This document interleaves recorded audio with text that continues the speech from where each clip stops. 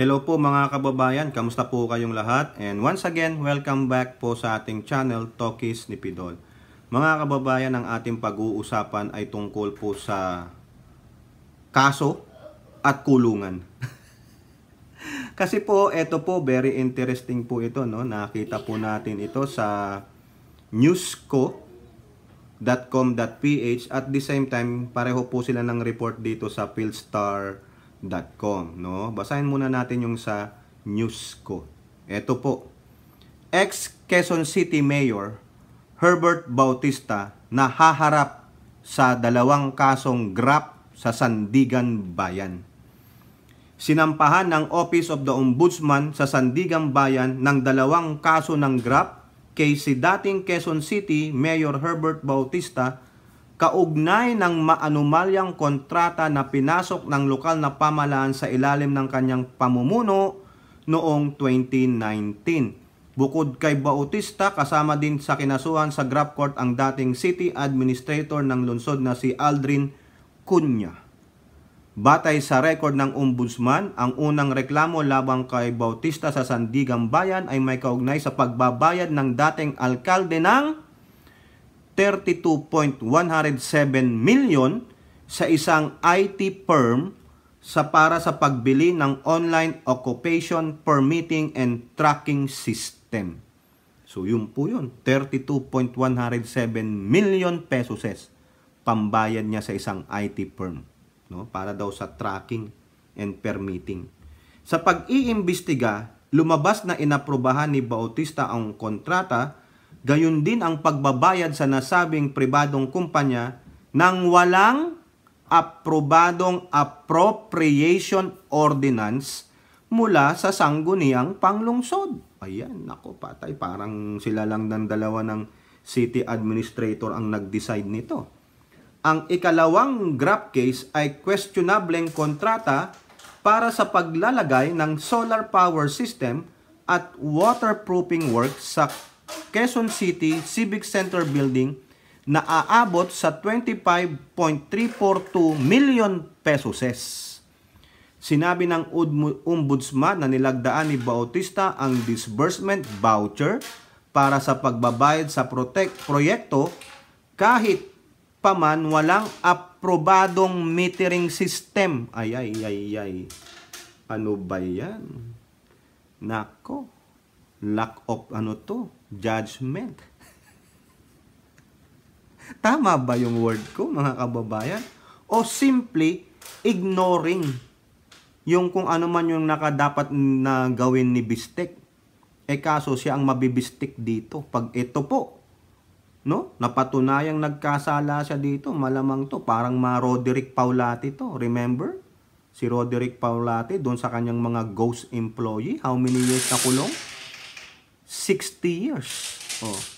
Sa parehas na kontrata ay si Cunha ang nagsilbing guarantor na above board ang proyekto sa pamamagitan ng paglagda sa Certificate of Acceptance.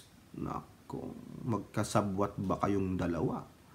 Inirekomenda ng Ombudsman ang 90,000 pesos piyansa sa bawat kaso. 180,000 ang gagastusin ni Bistek dyan, no? Di po ba? Eto pa, dagdag na lang natin to, no? Ito po sabi sa Philstar, no? For causing undue injury to the city in giving unwarranted benefit, advantage and preference to yung company na Signet Energy Empower Asia Incorporated by unlawfully releasing the amount. Yan.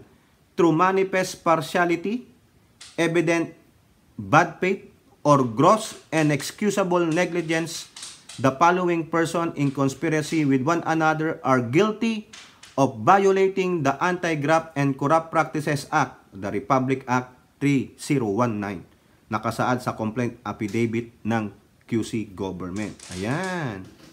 Nako, hirap nito. Ilang taon na pagkakabilanggo at penalty yan kung sakaling mapatunayan na guilty si Bistek. Baka hindi na siya mag-ulam ng Bistek. Di po ba? Hopefully, lumabas ang katotohanan. Sana no? Innocent until proven guilty. Ayan po yan. Yan lang po ang ating masasabi dyan. Okay. Eto naman. Doon, kaso. Eto, kulungan. Sinasabi na kasi huwag gagawin ito eh. Matitigas ang ulo ninyo, no? Ito, bakit ito pupunta sa kulungan? Dito ha, tandaan nyo. Dito po sa pinoytrend.net na website. Influencer na si Cholo TV, hindi ko po kilala ito, no? Pasintabi nilang, binabalita ko lang. Doon po sa mga nakapollow dito, pasensya na po kayo. Himas Rehas, matapos gawin ang punit pera challenge. Meron po tayong vlog dyan na the do's and the don'ts sa pera natin, sa mga bills. Ano yung hindi ninyo pwedeng gawin? Diba? Ito po, balik tanaw tayo. Ano po, ayan babala sa sadyang pagsira ng salapi ng Pilipinas. Ayon sa Presidential Decree number 247, paalala lang to sa mga vlogger, influencer na gustong sumikat. Ayan, tulad niyong yung nahuli. Ang mga sumusunod na hindi wastong paggamit ng salapi ng Pilipinas ay labag sa batas at may karampatang parusa na hindi hihigit sa 20,000 na multa o 5 taon na pagkakakulong. Ayan po ay depende sa severity ng ginawa ninyo at depende po dun sa desisyon ng judge. Ayan po, una, lahat po yan X, ha?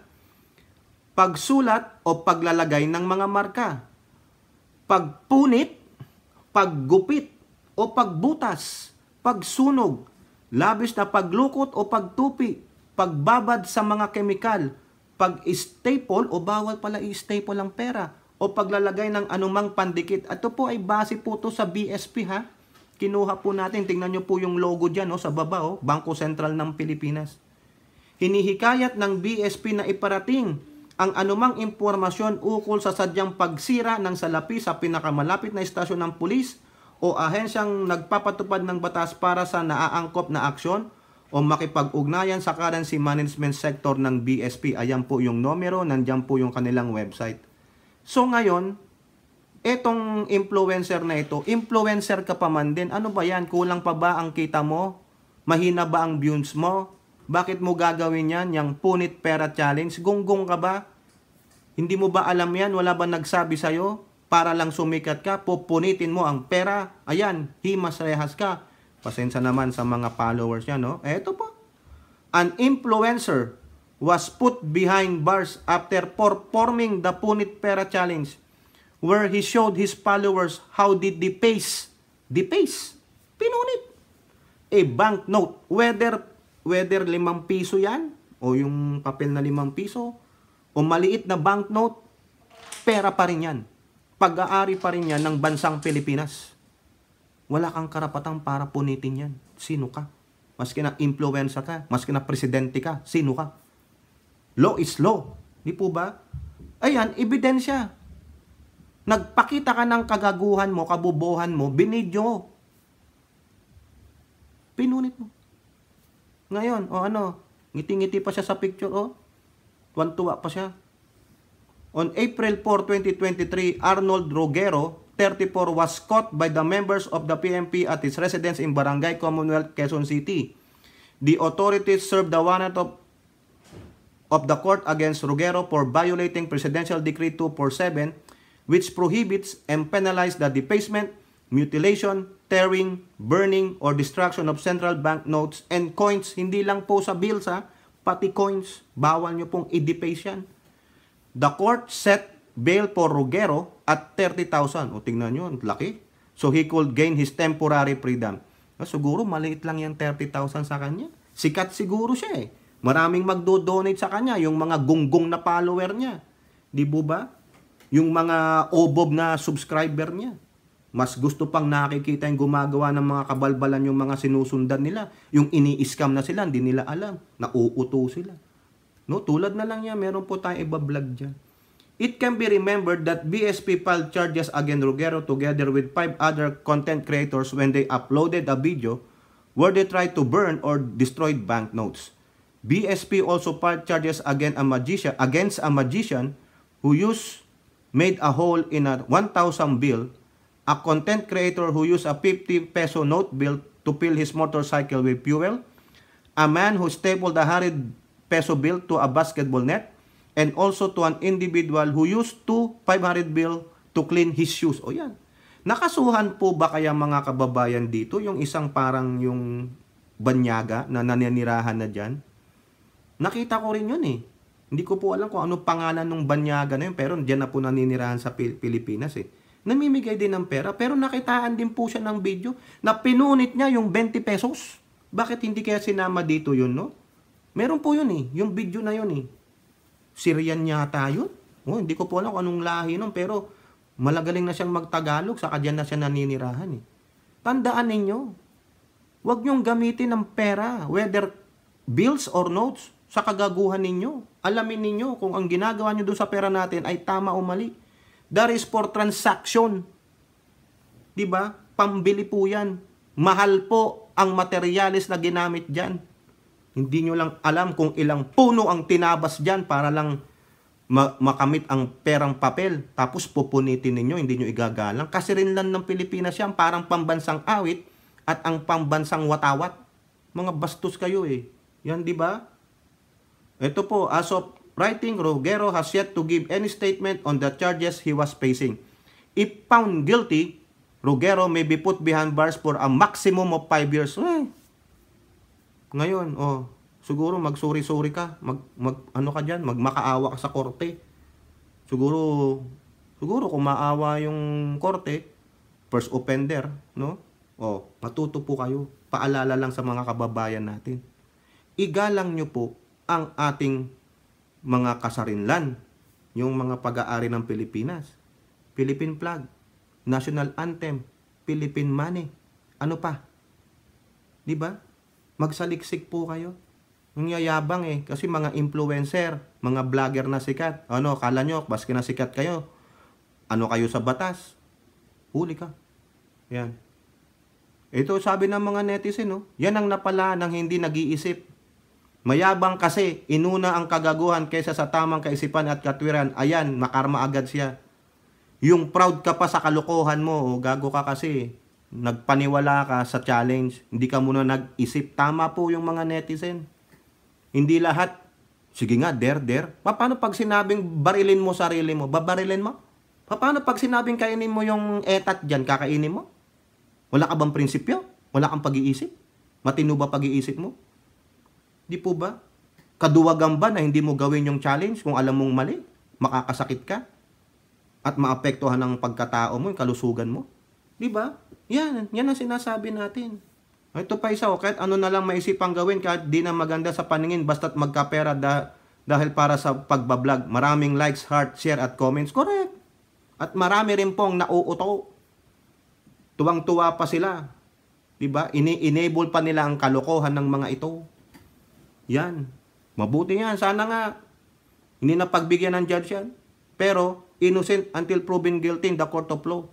Yan. Pansamantalang kalayaan mo, 30,000. So, madali lang naman yan sa iyo dahil sikat ka. Pero isa kang tanga at obob. O yun.